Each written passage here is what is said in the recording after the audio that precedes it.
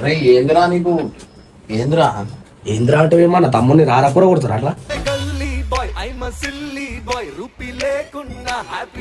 అందరు కలిసి చేసుకుంటారు కదా. నేను నువ్వు లేని మేము ఎట్లా చేస్తాం అనుకుంటా. ఇప్పుడు కొన్ని రోజులు నేను నా రెస్ట్ తీసుకుంటున్నా. ఇప్పుడు సినిమా అంటే చిన్న మాట కాదు.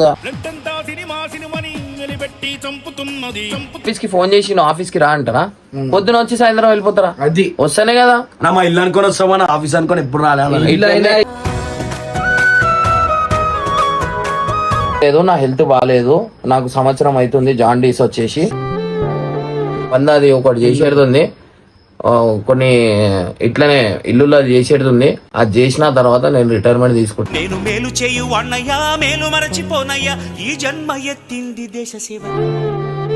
నన్ను ఖరాబ్ చేసింది ఎవరంటే ఇక సాయన్న. నన్ను ఖరాబ్ చేసింది ఖరాబ్ చేసింది సగం అంటే పబ్లలో చెప్పి మొత్తం గండి.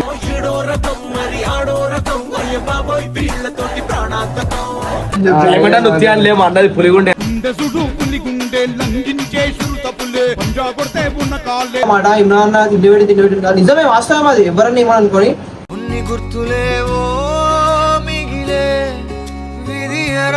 ఎందుకు నా మెడల్లో చైన్ అయినా మీకు కనిపించాల. ఆ చైన్ కూడా నేను అమ్ముకున్నా.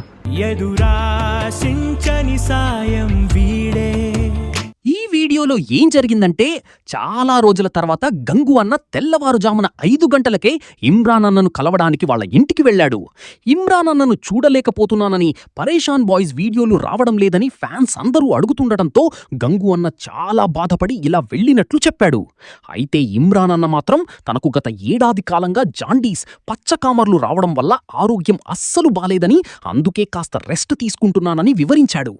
అంతేకాకుండా తను ప్రస్తుతం ఒక సినిమా ప్రాజెక్టు మీద ఫుల్ బిజీగా ఉన్నానని, ఆ సినిమా కోసమే రాత్రింబవళ్లు స్క్రిప్ట్ వర్క్, ఇతర పనుల్లో పడి నిద్ర కూడా సరిగ్గా పోవడం లేదని చెప్పాడు. ఆ సినిమా కోసం తన మెడలోని చైన్ కూడా అమ్ముకోవాల్సి వచ్చిందని, యూట్యూబ్ ద్వారా వచ్చే పైసలన్నీ సినిమాపైనే ఇన్వెస్ట్ చేస్తున్నానని ఎమోషనల్ అయ్యాడు. గంగు అన్న అందర్నీ కలిసి మళ్లీ పాత రోజుల్లాగా సమ్మర్ హాలిడేస్ ఎంజాయ్ చేస్తూ వీడియోలు చేద్దామని అడగగా, ఇమ్రాన్ అన్న తన హెల్త్ సెట్ అయ్యాక, సినిమా పనులు పూర్తి కాగానే ఖచ్చితంగా కొత్త ప్లానింగ్స్తో మళ్లీ వీడియోలు చేస్తానని మాట ఇచ్చాడు. చివర్లో గంగు అన్న సరదాగా ఇమ్రాన్ అన్నతో కాసేపు నవ్వుకుంటూ, రేపటి నుండి గంగు ఫ్యామిలీ ఛానల్లో సరికొత్త వీడియోలతో మీ ముందుకు వస్తామని చెప్తూ వీడియోను ముగించాడు.